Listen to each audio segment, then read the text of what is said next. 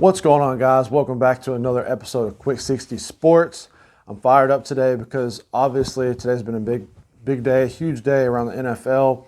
First, Aaron Rodgers re-signed with the Packers for 4 years, roughly around $200 million, which I made my last video about as well. But then right after that, a couple hours after, it was announced that the Broncos had made a deal to acquire Russell Wilson. Actually, I'm sure they went all in on Aaron Rodgers, but they have been working this deal with Russell Wilson, per sources, for over 2 weeks. So they've done their due diligence on this.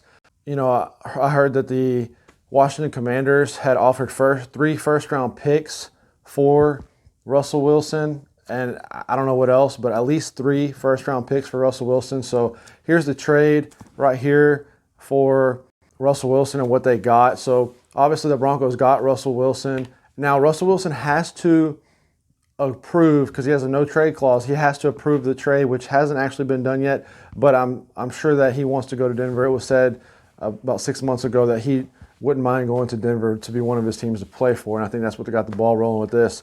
Also, the Broncos got a 4th-round pick out of it. It was a 5th and a 4th swap for that. And the Seahawks ended up getting Drew Lock, which ended up being the backup quarterback for the Broncos.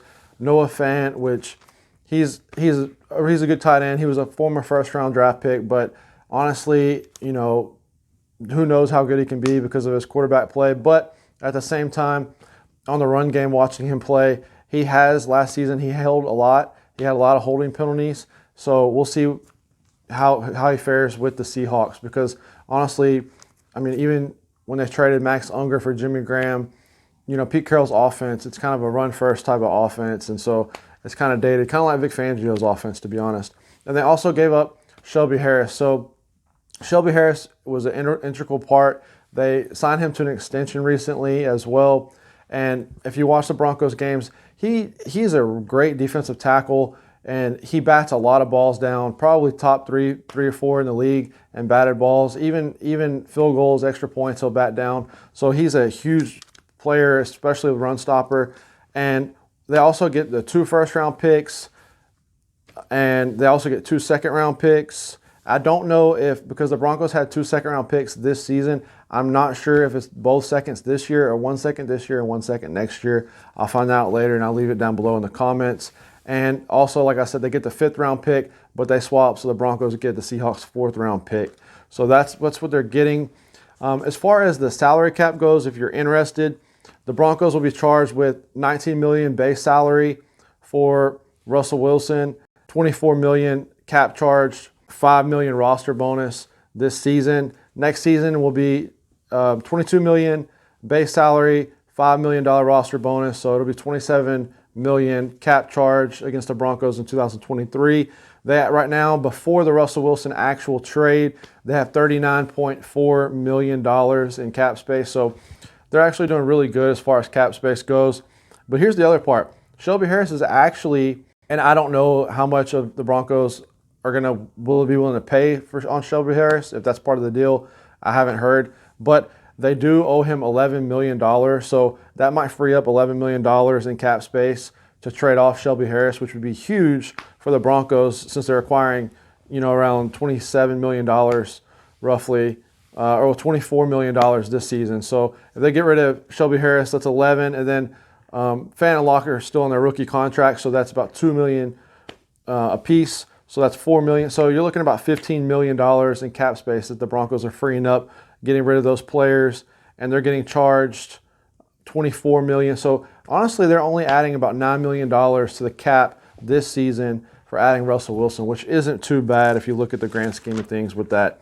If you go back to why Russell Wilson wanted to be traded, it all started because Pete Carroll and company, the GM, they went out and looked at Josh Allen at his pro day, and no, obviously Josh Allen's a great quarterback, so no wrong there. But you do have Russell Wilson, and that kind of rubbed them the wrong way. Like, well, hey, why are you going to go look at Josh Allen? Are you going to draft him when you have me? You still want to send me off, and so that kind of made him unhappy for them to go look at Josh Allen. Right or wrong, that's what happened, and so it's kind of been sour ever since. Looking at the Broncos, some key free agents that are coming up that they could potentially end up acquiring, because like I said, they do have that cap space.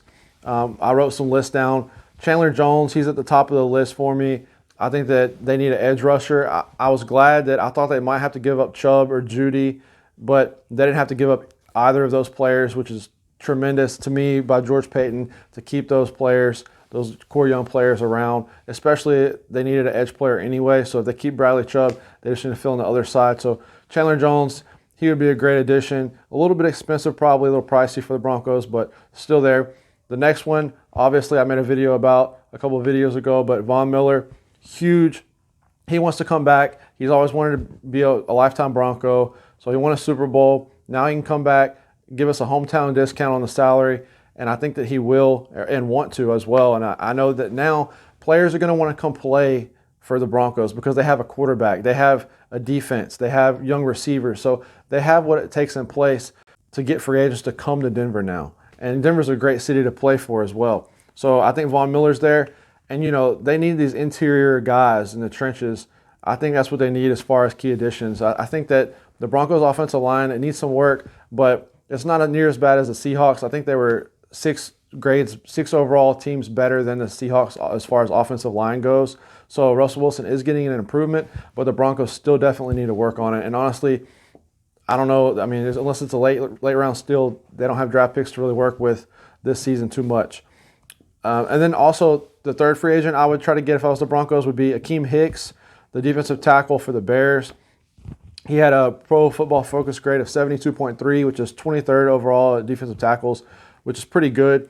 He's projected around $8 million per year, so well within the Broncos salary cap range. Also, as far as offensive lineman goes, because the Broncos definitely need offensive linemen. Christian Berry, he's been struggling as of late. And then also the right tackle, Bobby Massey, he struggled, and I don't think he'll be around as well this season.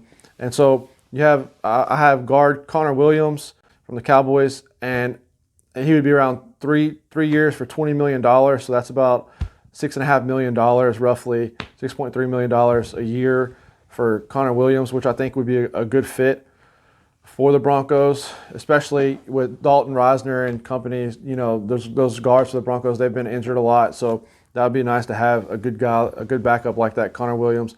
Jermaine Ifedi, I think he's a perfect fit for the Broncos as well. He could play swing tackle, he can play guard, he can play tackle. He played for the Bears. He struggled a little bit. He's pretty good at pass protection. He struggles a little bit at run protection, but he also played for the Seahawks, so he has that chemistry with Russell Wilson as we can get him for fairly cheap as well. So those are my free agent acquisitions. Let me know in the comments, guys, what you think about what free agents I said that the Broncos should go out and get. Let me know what you think about the trade too. Do you think that Denver won the trade, or do you think the Seahawks won the trade, or do you think that it was pretty equal and balanced out on both sides? All right, guys, I appreciate the time. Please send me a thumbs up, a like. I really appreciate the time for you watching the whole video. Please subscribe down below if you like my content, and I'll be back on later with more NFL updates. Until next time. Peace.